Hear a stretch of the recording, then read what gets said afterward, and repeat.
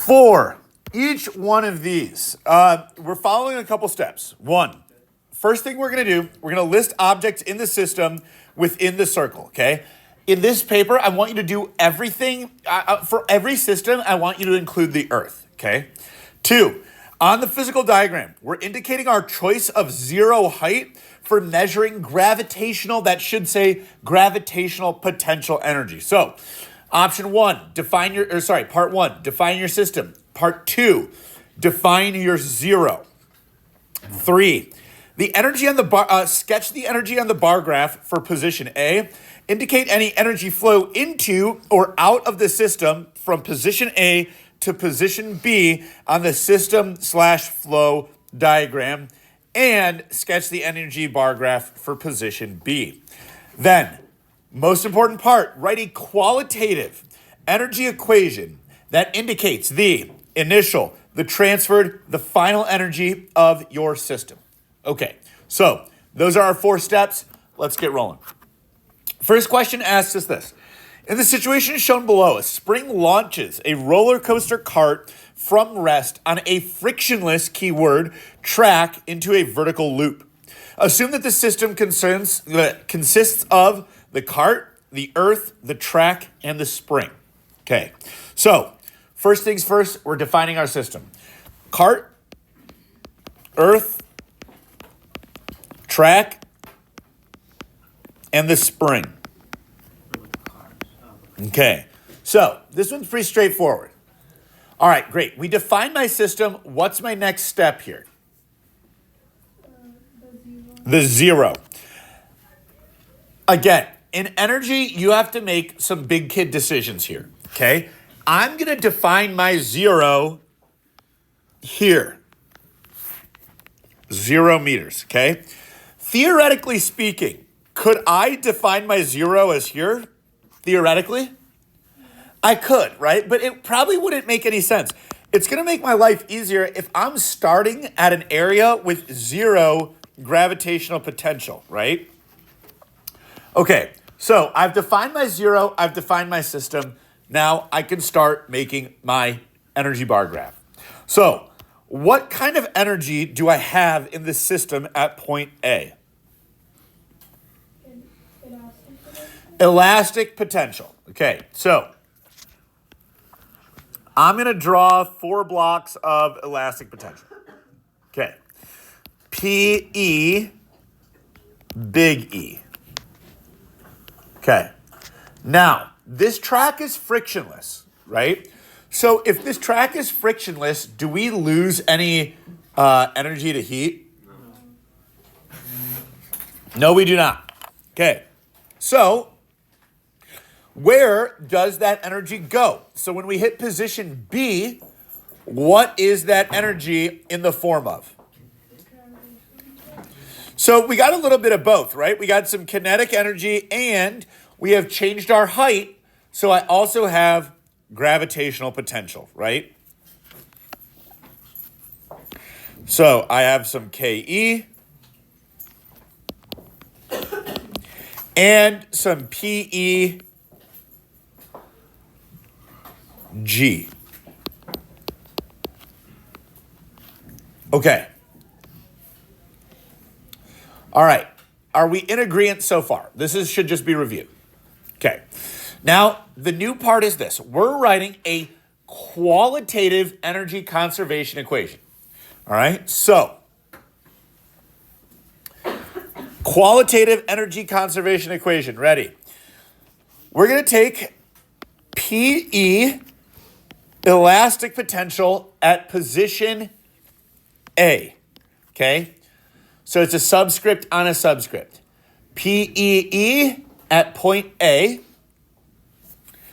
is equal to KE at point B plus PEG at point B. Okay?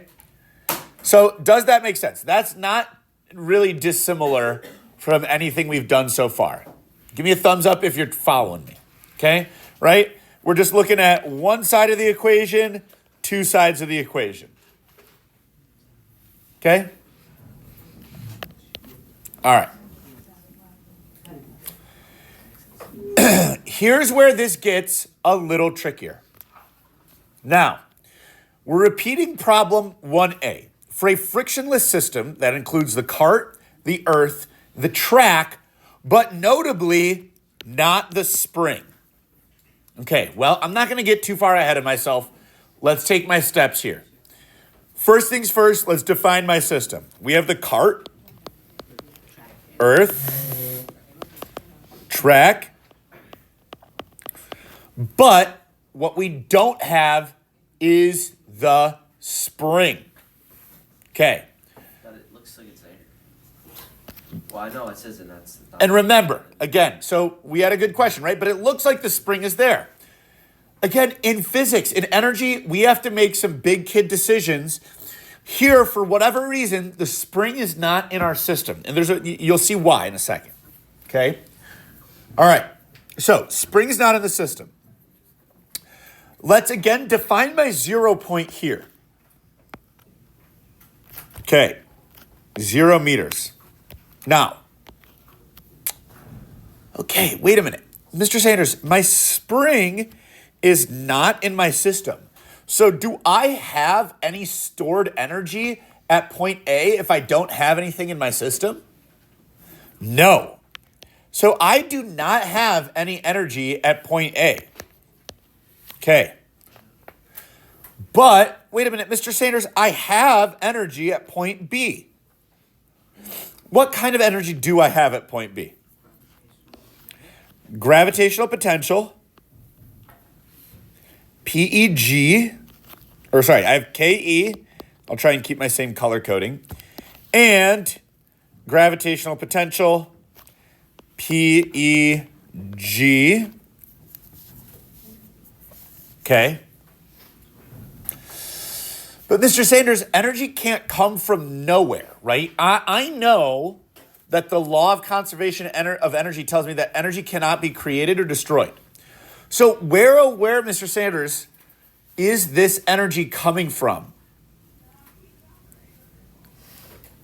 Well, if I have no stored energy at the beginning, where's the only place energy could come from? Outside of the system. Okay? So, I'm going to draw how many blocks should enter? 4. Now, is that like a rule? No. It's just because Mr. Sanders decided to draw 4 blocks. If you drew 5 blocks, that's okay. Just stay consistent. So we have 4 blocks of energy entering our system. Guys, this energy has a special name. Okay. Energy that enters or leaves the system, we call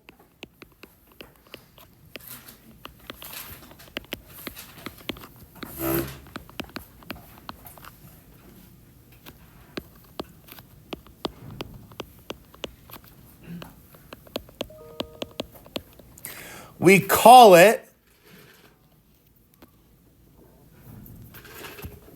work.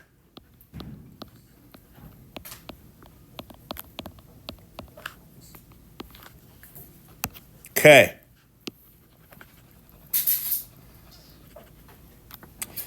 Energy that enters or leaves the system is work. That's just what it's called.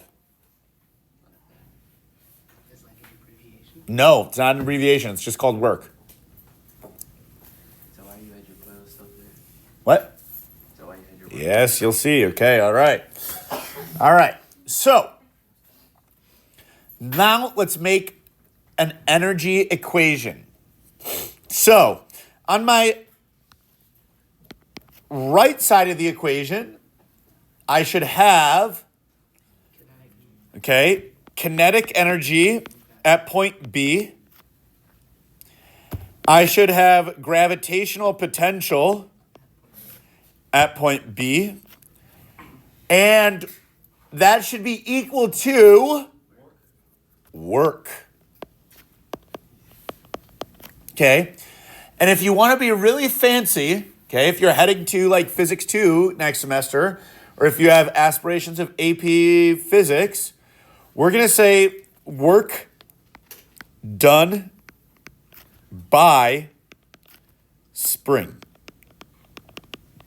Okay, work done by the spring.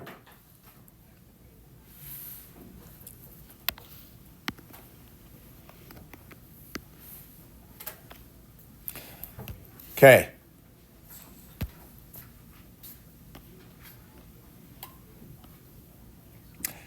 All right, so a little bit new here. Any questions on that? Okay. And if you have any thermodynamics fans out there, work is being done on the system. But don't worry about that. Okay. All right, great. So we're going to go again. We're going to use the same system as problem 1A. Okay. So who's back in our system in problem 1A? What should we include back in our system? Who's back? Okay. The cart, the earth, the track, and the spring.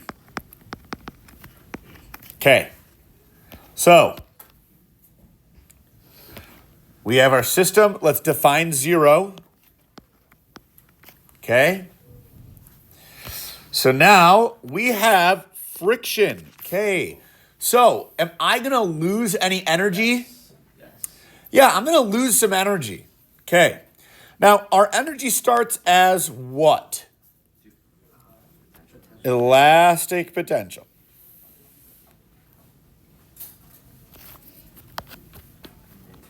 Okay. Then it's into kinetic. All right. Now, P-E-E. Okay. And here's a tough one. So, how many boxes of each should I draw? Now, I started with 4 boxes. So, let's think about something. How many boxes of gravitational potential should I draw? 2. Why? Open floor here. Anybody can answer this one. Why should I draw 2? What do you think, Petula? Because the friction wouldn't like decrease the gravitational potential energy, like the gravitational pull. It would really decrease that. Okay, I agree with you there. I agree that that is true. But how do I know that I'm going to draw the same amount of boxes here for gravitational potential that I draw here? So yeah, I have 2 boxes of gravitational potential. How do I know, though? Because it's the same system. Is it because you're in the same place in both systems? I'm in the same place. I'm going to rephrase what you said a little bit. Am I at the same height? No. Yes, right? Here, I'm at the same height that I am here and here. Okay? Now, did the mass of the car change at all? Okay, the height didn't change. The gravitational field strength didn't change. And I know we have not done quantitative gravitational potential yet, but it's in the same place, as Dylan said. It's at the same height. So I know that I need to have the same amount of gravitational potential. So if that's the case, what should I have less of? Kinetic. So this car is going to be moving slower. Okay, so now, wait a minute, Mr. Sanders. I have 4 blocks here and only 3 blocks here. How can I make this right? How can I justify this? What must be the case? What, Samir? Energy has to leave. So, what do we call that? That is work. Here we go. Let's write our qualitative energy equation. We have elastic potential at point A. All right. Now, what side of the equation should work be on? The left or right? Right, right? Because I need to make that work. I need 4 blocks. So, work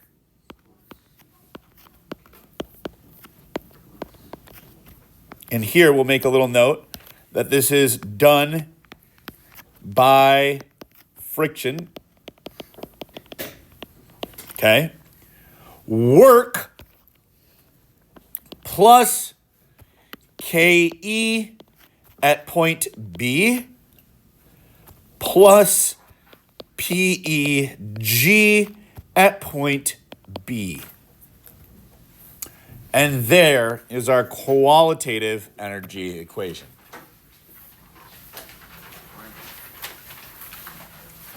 Pause before you turn that page. Any questions on this one?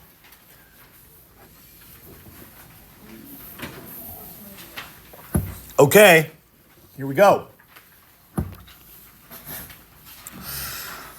This situation is the same as problem 1A, except that the final position of the cart is lower on the track. Make sure your bars are scaled consistently between problem 1A and 1D. Assume that the system consists of the cart, earth, track, spring. Now, if we revisit question 1A real quick, just to get this out of the way, do I have any friction? Okay. So, I have cart, track, earth, spring. Okay. Here's our 0. Okay.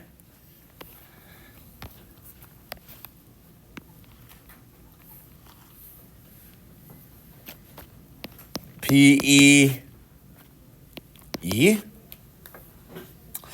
And now let's think about this, scaling accordingly. So this is kind of like the conversation that I was just having with 2 of our classmates a second ago. Position B, okay, is now a little bit different. So should I have more gravitational potential than I did earlier or less gravitational? Less. Why? Yeah.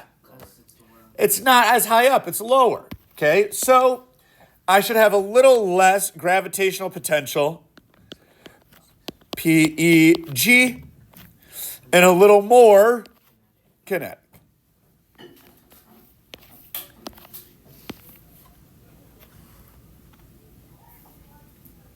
Okay.